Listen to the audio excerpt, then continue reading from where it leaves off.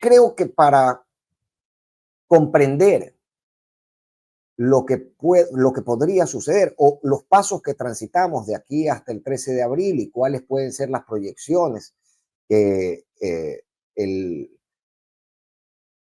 que el escenario nos deja, y un escenario además globalizado, un escenario además que crea conexiones con otros escenarios en un mundo tan conectado como el de hoy, debemos procurar entender al votante.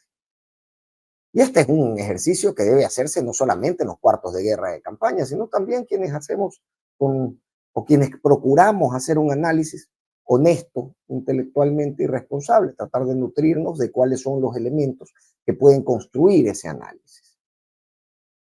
Hoy he invitado a Selene López.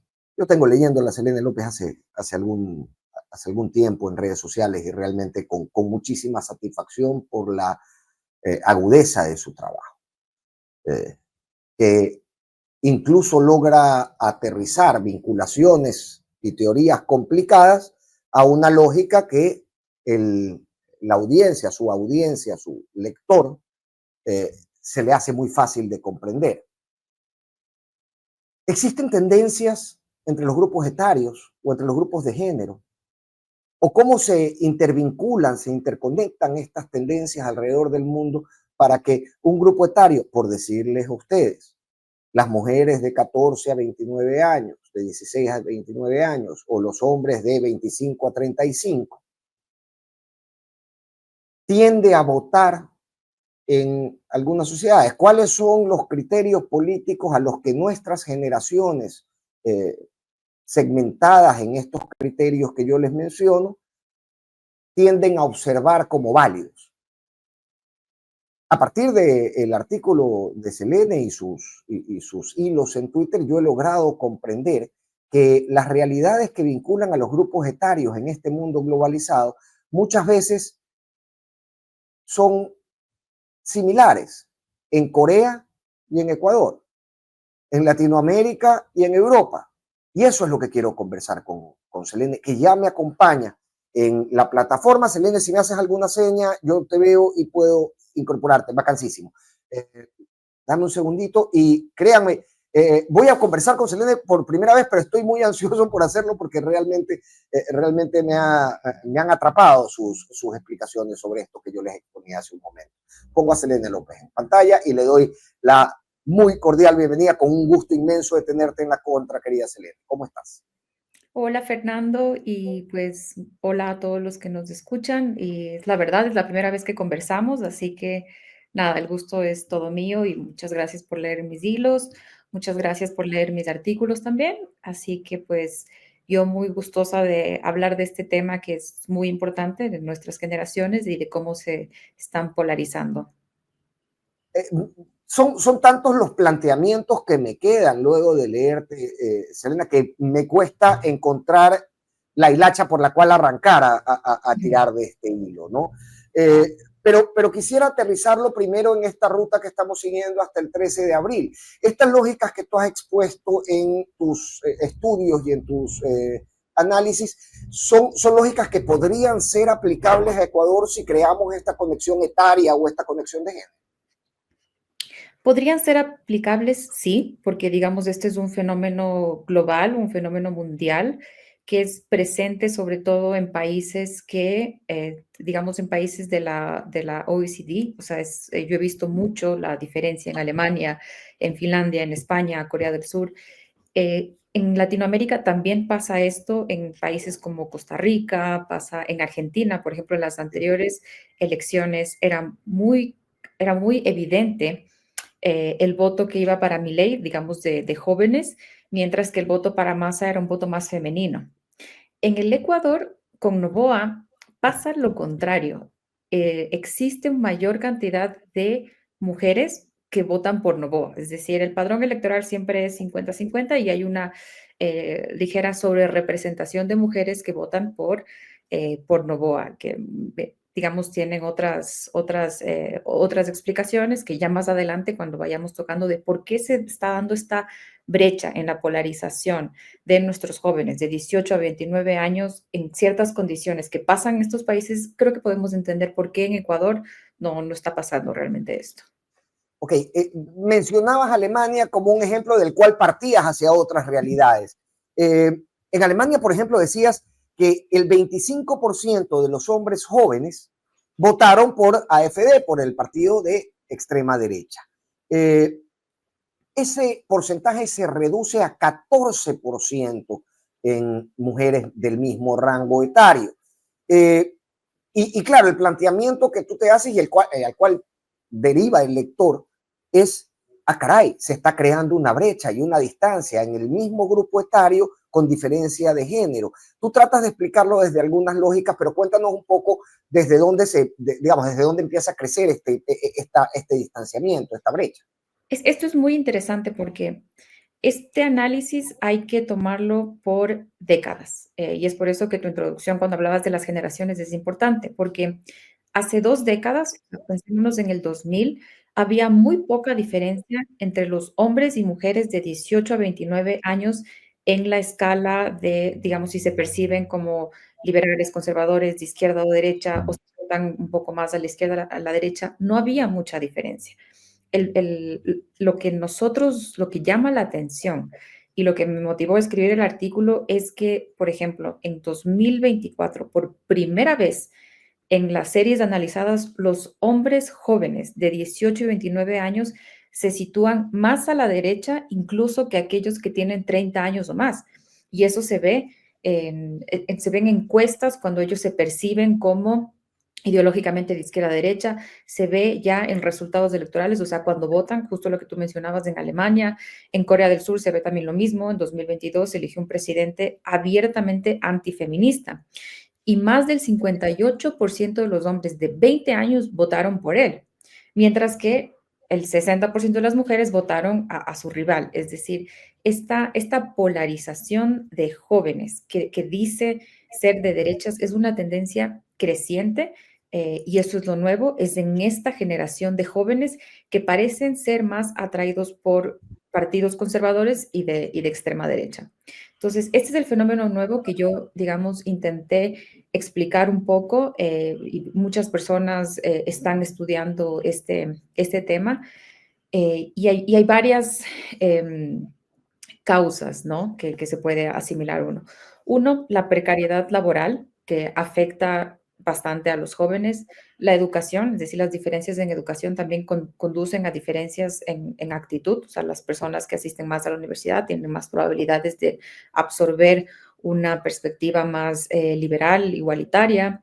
Y ahí también yo decía que la brecha educativa también conduce a diferencias entre cómo los hombres y las mujeres experimentan su vida, el trabajo, el romance, la política. Y aquí para poner un ejemplo, digamos, cuando una mujer deja la universidad en un país como España, un país como Finlandia, es posible que encuentre un buen trabajo y que sea capaz de mantenerse a sí misma. Pero después cuando entra en el mercado laboral, ya, suponiendo que es heterosexual, y descubre que hay muchas más mujeres graduadas que hombres. O sea, por eso yo decía el problema de educación. La oferta de hombres liberales, educados, no coincide con la demanda de mujeres. Entonces, este es un problema no solo para los políticos, sino realmente es un problema para las tasas de natalidad, matrimonio, divorcios, y para la propia sostenibilidad, digamos, de la sociedad en sí, ¿no? Y la escena de las citas también, digamos, puede ser muy sombría para hombres que no terminaron la universidad, porque las mujeres con movilidad social ascendente, una mujer con maestría, con buen trabajo, pues rechaza eso. Entonces hay una gran desconexión ahora que se traduce en muchas, o sea, desigualdades de género que se están traduciendo en preferencias políticas. O sea, hay unos cambios muy grandes, muchas causas y muchas consecuencias.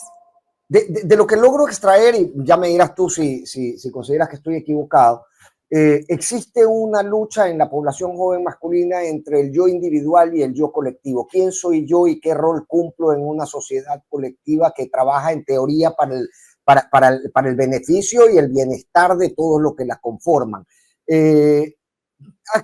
¿Cuáles son las causas para eso? Para que yo, digamos, un hombre en edad laboral trabajador con digamos, con un rol en la sociedad que no es precario, quiero decir, ¿no? Que no requieres del todo de la asistencia social, al final sienta que no encuentra en la diversidad o en la colectividad o en el crecimiento comunitario un espacio.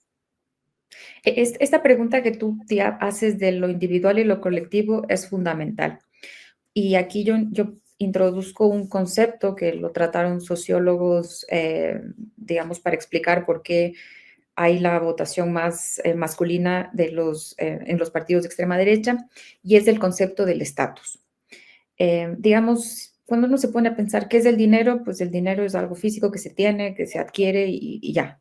Pero el estatus, en cambio, es un concepto que se refiere a, digamos, la posición que tiene un individuo respecto a la jerarquía social, ¿ya? Entonces, el Ok, claro. estatus es algo, y nosotros somos seres, al final somos seres sociales, y la ansiedad de este estatus es este sentido de preocupación que experimentan los individuos, en este caso los jóvenes, respecto a su posición en la jerarquía social.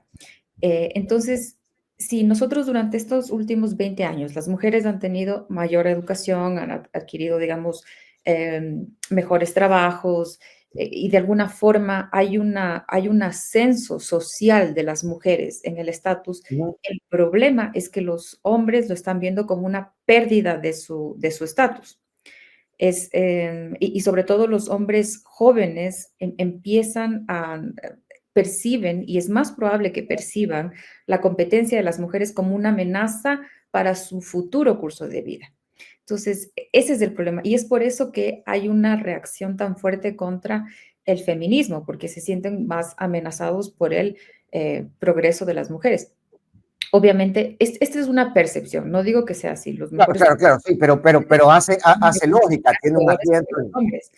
El problema es que estamos nosotros generando lo que algunos autores llaman mentalidad de suma cero, que las ganancias de un grupo social, como las mujeres, son percibidas como pérdidas del otro grupo social, ¿ya? Avances para las mujeres, pérdidas para los hombres.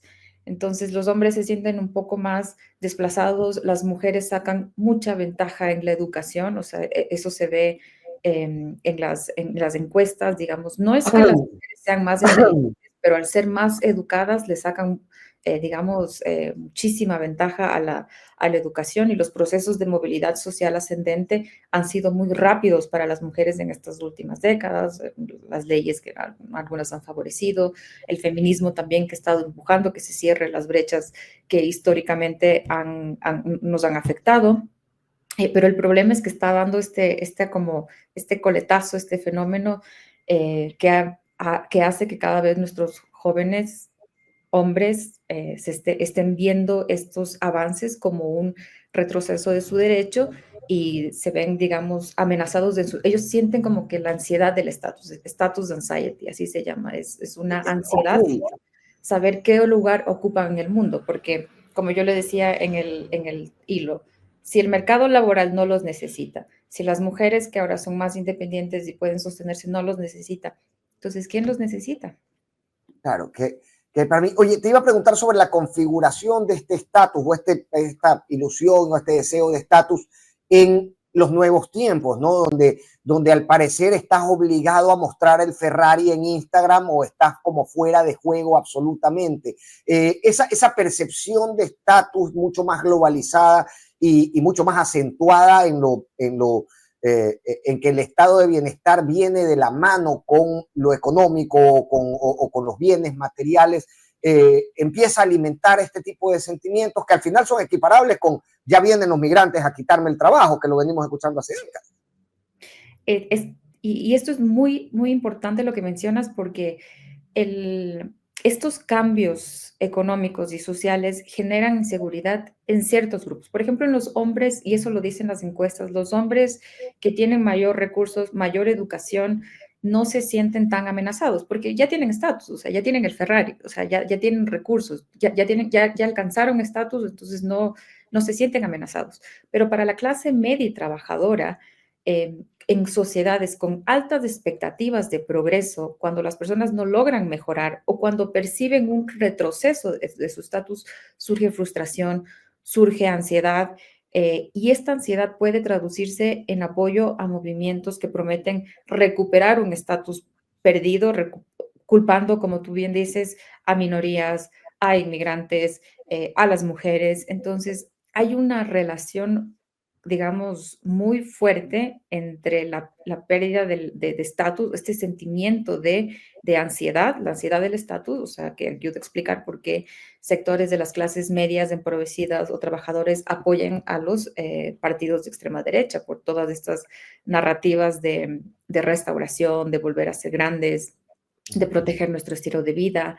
Y en esto, yo sí creo que es importante primero determinar que esta es la causa del problema, o sea, nuestra sociedad, cómo la educación está, la precariedad laboral, educación, procesos de movilidad social ascendente, y después surgen, en cambio, la causa y los síntomas son estas manósferas en las redes sociales, son, digamos, estos influencers que te hablan de regresar al pasado, la consecuencia es Estamos a esto de que algún loquito quiera reconstituir el tercer imperio de alguna nación.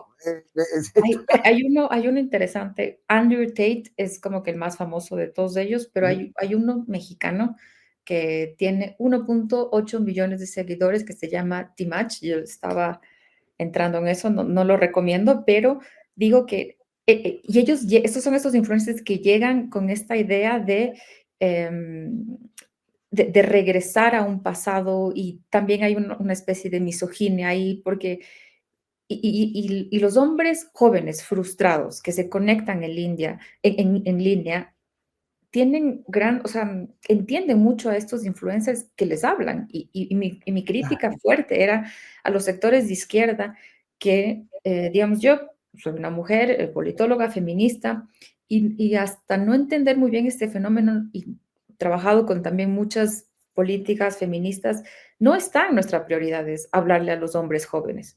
Y no está en nuestra prioridad de izquierda hablarle a los hombres en general. Y tampoco está, o sea, lo que quiero decir es que los hombres tienen un poco o sea, las quejas masculinas no son infundadas. O sea, que hay legitimidad en algunas de ellas. Y aquí es donde, digamos, me planteo la siguiente duda. A ver, si uno revisa las causas del feminismo y como tú bien decías, digamos, si uno las revisa, dice, ok, es, es, es el lugar de igualdad al que a mí me gustaría que mi sociedad o que la sociedad que habito arribe finalmente, ¿no? Lleguemos a un lugar donde todos seamos iguales, todos tengamos las mismas oportunidades, nadie se ha mirado por encima del hombro, ni por su género, ni por su condición, ni por su pensamiento político, lo que fuera, ¿no? Hace lógica. Esos triunfos sociales, esos avances, no se han conseguido en la historia, sino justamente con presencia de voces y de reclamos que hacen visibles estas iniquidades para luego resolverlas a nivel normativo. Hasta ahí estamos bien. Ahora, ¿cómo conjugar esa necesidad de avance en justicia social de las sociedades con, con esta crisis de salud mental que a veces este avance podría estar generando en otros grupos etarios sin morir en el intento? Porque al final creamos esta brecha y tal vez en esta intención de avance en justicia social terminamos por crearnos complicaciones que nos puede tomar años resolver. Esa es una gran pregunta, es la pregunta del millón, y creo que pasa por, digamos, entender la igualdad de género como algo que no solo es de las mujeres, sino es de ambos. Y, por ejemplo, cuando se les pregunta a los hombres jóvenes, si, por ejemplo, salió una encuesta del CIS y los hombres jóvenes creen que el feminismo ha ido demasiado lejos. Pero también cuando se les pregunta a ellos si están de acuerdo en vivir en una sociedad de igualdad de género, ellos te dicen que sí. Entonces, hay una distinción de feminismo, Me lo ¿no? planteaba, Pero igualdad de me lo género planteaba. sí. Entonces, no es... Me lo planteaba muy profundamente ahora antes de cuando venía para acá, justamente eso, es como, a ver, esta sociedad a la que le dicen, o esta generación a la que le dicen la generación de cristal, porque está tan alerta a identificar este tipo de problemas sociales, luego considera que una de las banderas de lucha social de las últimas décadas ha ido demasiado lejos. Yo no me lo explico, me crea un cortocircuito, te lo digo con toda la sinceridad del mundo. Y realmente lo que hay que